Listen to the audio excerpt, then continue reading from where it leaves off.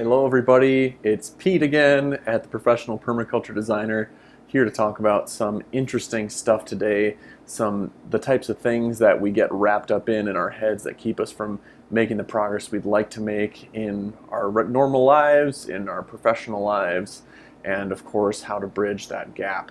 And I have just opened up a couple more spots for mentorship. I'm really excited to get you guys going on your business, monetize it, find clients, have a great time doing what you love to do, doing permaculture design, especially as we move into the growing season. If you're in a temperate climate, it is time to get moving on your design business. So let me know via personal message or comment below if you're interested in talking more about that. We can set up a call. And I just got back from the farm I'm managing in Spring Green, Wisconsin, and really had a wonderful time there, and also at the Moses Organic Farming Conference, which is a multiple thousand person conference that is just showcasing all types of organic farming, native plant restoration. I was really focused on perennial agriculture, and I'm looking at growing elderberries at that farm, possibly some hybrid hazelnuts as well, and then doing alley cropping with those plants to have chickens running in between. It's pretty exciting thinking about all that stuff, especially during the middle of the winter. We got about 3 feet of snow on the ground right now, about a meter. So I'm having fun snowshoeing as well, but I'll get into it here. So today the topic is knowing when you're on point and when you're not, because it's easy to get lost in being not on point and then the frustration of that and trying to break through that those weird times by just working harder. And in my experience and others, it's just not a great way to go about it. It results in a lot less productivity, a lot less efficacy in the time you spend working, and a lot less enjoyment of the process as well. And there's the whole aspect of the difference between work and play, and how you should have a good work-life balance. And I agree that's really important. I actually got lost for a while in thinking, oh, well, my work is my play, so I don't need to rest, or I don't need to rest or play, and it just drove me into the ground. So it's everything in moderation, right? But your work should feel like play, even when it is, something that you're getting paid to do. So it is easy to get sidetracked with those to-dos. You got a big list, you got to do the laundry, you got to cook, you got to get your design work done, you got to go meet clients, you got to blah, blah, blah, blah, blah. Oh, and then somebody calls and they need help with something, and that totally sidetracks your day. So I get how this stuff goes. We can end up putting these undue pressures on ourselves even as soon as we wake up in the morning if we've got a lot hanging over our head.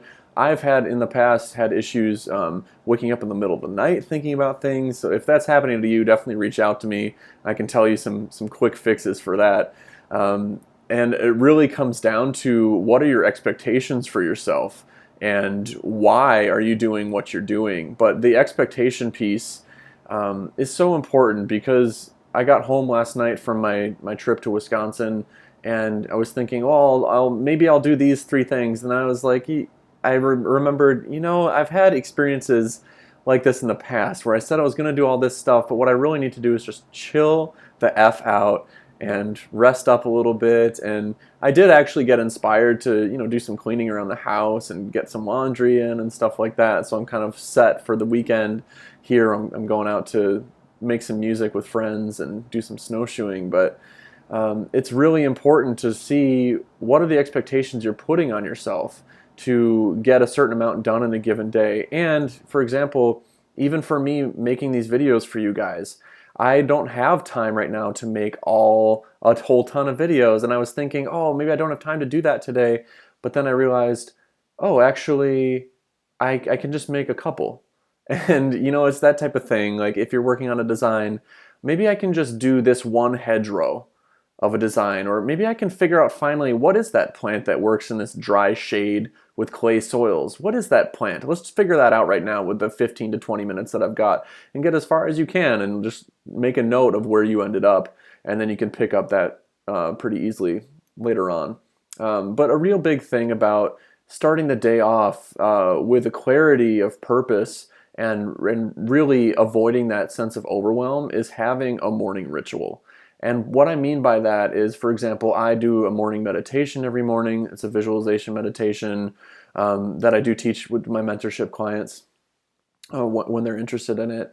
And it could be something for you, like just going on a walk, getting out for 10 minutes, going out walking your dog, or it could be it's something that should be really mostly for you to get yourself in the zone and just open up and realize, okay, the world is much bigger than my little box, and there are a lot of things that we can start to think are absolutely necessary to do in a given day that aren't actually that important, and then we can start to prioritize and really give ourselves some space around just making time for those things that are really important to do, for example, for our design business, rather than getting lost looking at a bunch of Facebook groups or tinkering with your website. What's really going to move the needle for you if you're needing to actually get clients? Are those activities actually going to do it for you, or are they just making it so you're spending a ton of time doing a bunch of things, but only 10% of that is really doing what you need to make happen?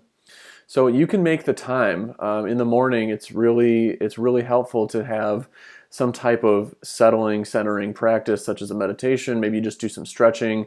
I also do a little bit of journaling in the morning about what do I want from this day? What does this day look like in terms of what's going to make me feel light and joyful and really kind of have a zest for life and be excited to get out there and do this stuff. And it really helps over time to gradually hone my experience and the reality I'm creating around me toward the life that I really want, versus just starting the day with, whoa, this needs to be done. Okay. It's like, how do I want to feel? What of these things that I've got on my plate are something I really am excited about? That type of thing. So notice areas in your life and your work that are causing frustration. And especially if those keep coming up and up and up, those are lessons that we're supposed to learn, that we're supposed to be aware of and to have a certain curiosity about.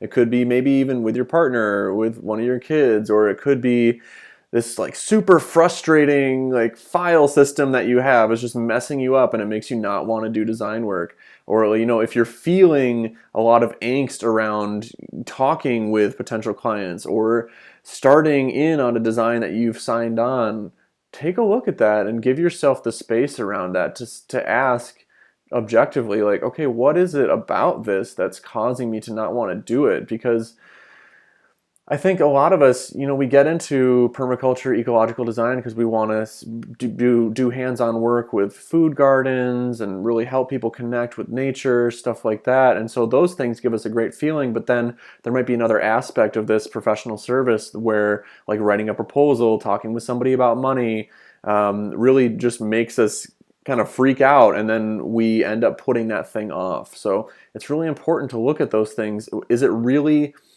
that actual situation that's just overwhelming or frustrating, or is it the way that you're thinking about that activity that's creating some kind of dead end block that could otherwise have a pretty simple solution to it? And if you're experiencing that, please reach out to me and let's talk about it a little more, because it's really important to move through those, especially as you're growing your business, and also especially as the season gets going and you just don't necessarily have the time to spare to be putting things off. It's important to keep momentum going in your business overall. It's just kind of a guiding rule. That's what I use. It's if frustration's coming up, or if it's something like I need to pay my estimated taxes, just do it, get it out of the way, and then you can move on. You can think about other things and give yourself some space. So I hope this was really helpful for you guys. If you're interested in starting a morning ritual, if it's at all intriguing to you, I recommend just set an alarm for right when you wake up, and as a reminder on your phone to just take a little bit of time, listen to the birds, write down in a journal what you're looking to happen that day. It could just be 5 sentences. It makes all the world of difference. So I hope something here has stood out for you guys. Let me know in the comments below if you got any questions, or if there were any moments of, oh wow, that could be really helpful for me. And if you're interested in scoring one of the 2 mentorship positions I've just opened, you can reach out via PM or comment below. We can set up a free call and see what's going on for you.